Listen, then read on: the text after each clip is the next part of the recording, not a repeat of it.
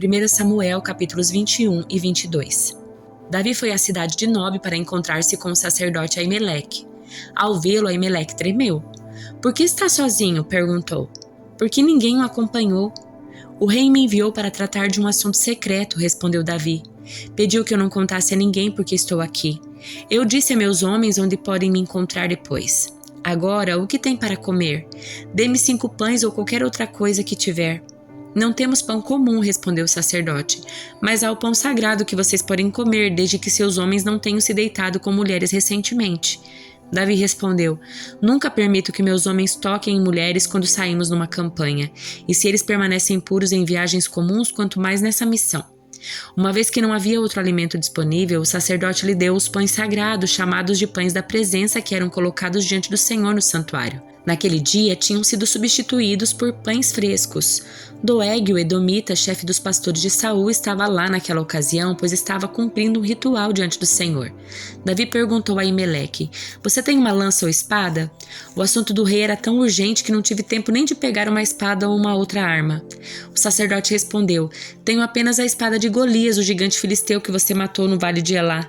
Está enrolada num pano atrás do colete sacerdotal. Pode levá-la, pois não há nenhuma outra arma aqui." "Dê-me essa espada", respondeu Davi. "Não há outra melhor que ela." Então Davi fugiu de Saul e foi até Aques, rei de Gate. Os oficiais de Aques, porém, disseram: "Não é este Davi o rei da terra de Israel? Não é a ele que o povo honra com danças e cânticos, dizendo: Saul matou milhares e Davi dezenas de milhares?" Davi ouviu esses comentários e teve muito medo do que Aques, rei de Gate, poderia fazer com ele. Por isso agiu de modo estranho, fingindo estar louco, arranhando as portas e deixando saliva escorrer pela barba. Por fim, Aques disse a seus homens: "Precisavam me trazer um doido? Temos doidos suficientes aqui, porque trouxeram alguém assim ao meu palácio?"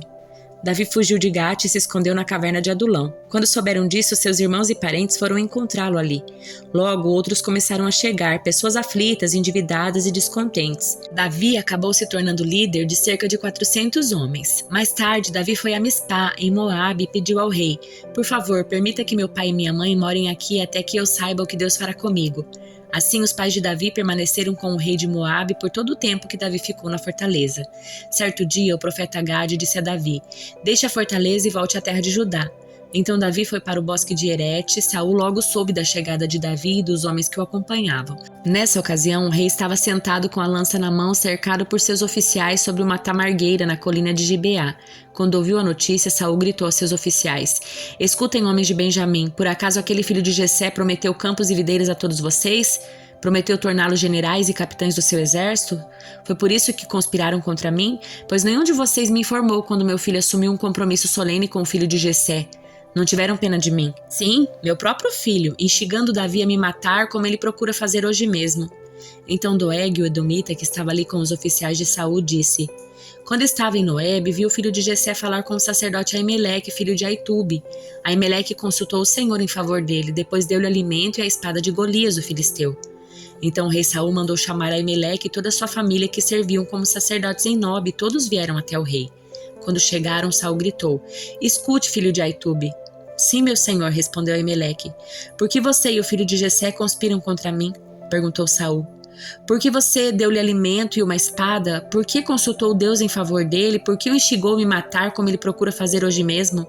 Aimeleque respondeu: "Ó rei, não existe entre todos os seus servos alguém tão fiel quanto Davi, seu genro. Ele é capitão da sua guarda pessoal e membro muito honrado da sua casa. Com certeza essa não foi a primeira vez que consultei a Deus em favor dele. Que o rei não me acuse nessa questão nem a minha família, pois eu não sabia da conspiração alguma contra o Senhor." O rei, porém, disse: "Certamente você será morto junto com toda a família do seu pai." Então ordenou a sua guarda pessoal: "Matem esses sacerdotes do Senhor, pois eles são aliados de Davi e conspiraram com ele. Saibam que ele estava fugindo de mim, mas não me avisaram." Contudo, os homens de Saul se recusaram a matar os sacerdotes do Senhor. Então o rei disse a Doeg: "Mate-os você." E naquele dia Doeg, o edomita, os atacou e ao todo matou 85 sacerdotes, ainda vestidos com suas túnicas sacerdotais de linho. Depois foi a Nob, a cidade dos sacerdotes, e matou as famílias deles: homens, mulheres, crianças e recém-nascidos, além de todo o gado, jumentos e ovelhas. Somente Abiatar, um dos filhos de Aimeleque, filho de Aitube, escapou e fugiu para juntar-se a Davi. Quando contou a Davi que Saul havia matado os sacerdotes do Senhor, Davi exclamou: "Eu sabia quando vi Doeg, o edomita, naquele dia. Sabia que ele contaria a Saul. Agora sou responsável pela morte de toda a família do seu pai. Fique aqui comigo e não tenha medo. Eu o protegerei, pois a mesma pessoa quer matar nós dois. Comigo você estará seguro. Livro de Jó, capítulo 34. Então Eliú disse: Ouçam-me vocês que são sábios. Prestem atenção, vocês que têm conhecimento. Jó disse: O ouvido prova as palavras que ouve, assim como a língua distingue os sabores. Portanto, vamos discernir para nós mesmos o que é certo. Vamos descobrir juntos o que é bom. Pois Jó também disse: Sou inocente, mas Deus tirou de mim meus direitos. Sou inocente, mas eles me chamam de mentiroso. Minha dor é incurável, embora eu não tenha pecado. Digam-me, alguma vez houve um homem como Jó, com sua sede por palavras irreverentes? Escolhe como companheiros os que praticam o mal e anda com homens perversos. Chegou até a dizer: Por que desperdiçar meu tempo tentando agradar a Deus? Ouçam-me vocês que têm entendimento. Deus não peca de forma alguma. O Todo-Poderoso não pratica o mal. Ele retribui a cada um de acordo com seus atos, trata as pessoas como merecem. Na verdade, Deus não fará o mal. O Todo-Poderoso não cometerá injustiça. Quem entregou a terra aos cuidados de Deus? Quem o fez responsável por todo o mundo? Se Deus retirasse seu espírito e removesse seu sopro, toda a vida cessaria e a humanidade voltaria ao pó. Portanto, se você é sábio, ouça-me, preste atenção ao que digo. Acaso Deus poderia governar se odiasse a justiça? Você pretende condenar o juiz todo-poderoso? Ele diz aos reis: vocês são perversos, e aos nobres: vocês são injustos. Para Deus não importa a posição da pessoa, Ele não dá mais atenção aos ricos que aos pobres, pois todos foram criados por Ele. Morrem de repente, falecem no meio da noite.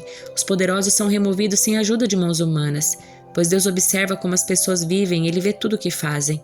Não há escuridão densa o bastante onde os perversos possam se esconder dos seus olhos. Não são as pessoas que decidem o momento em que comparecerão diante de Deus para serem julgadas. Ele destrói os poderosos sem consultar ninguém e põe outros em seu lugar. Ele sabe o que fazem e à noite os derruba e os destrói.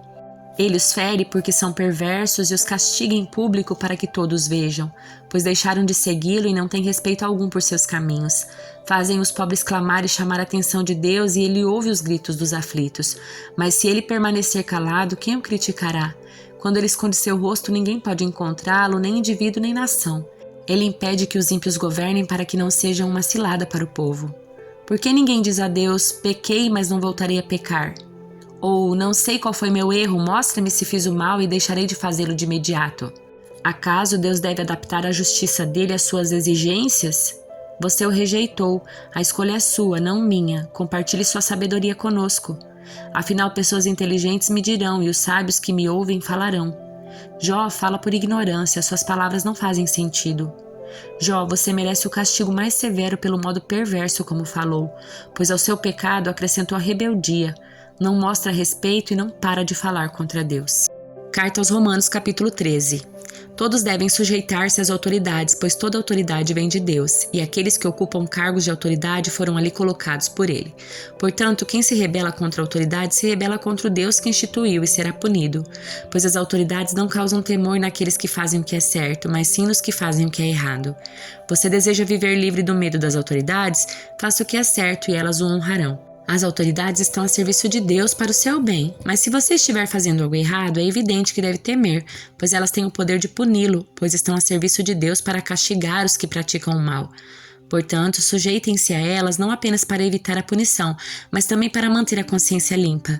É por esse motivo também que vocês pagam impostos, pois as autoridades estão a serviço de Deus no trabalho que realizam.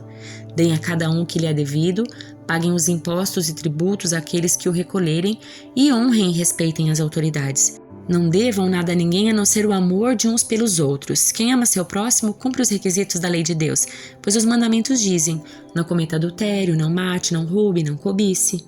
Esses e outros mandamentos semelhantes se resumem num só: ame o seu próximo como a si mesmo. O amor não faz mal ao próximo, portanto o amor cumpre todas as exigências da lei de Deus. Tudo isso é ainda mais urgente porque vocês sabem como é tarde. O tempo está se esgotando. Despertem, pois nossa salvação está mais próxima agora do que quando cremos no início. A noite está quase acabando e logo vem o dia. Portanto, deixem de lado as obras das trevas como se fossem roupas sujas e vistam a armadura da luz. Uma vez que pertencemos ao dia, vivamos com decência à vista de todos. Não participem de festanças desregradas, de bebedeiras, de promiscuidade sexual e de práticas imorais. Não se envolvam em brigas nem em invejas. Em vez disso, revistam-se do Senhor Jesus Cristo e não fiquem imaginando formas de satisfazer seus desejos pecaminosos.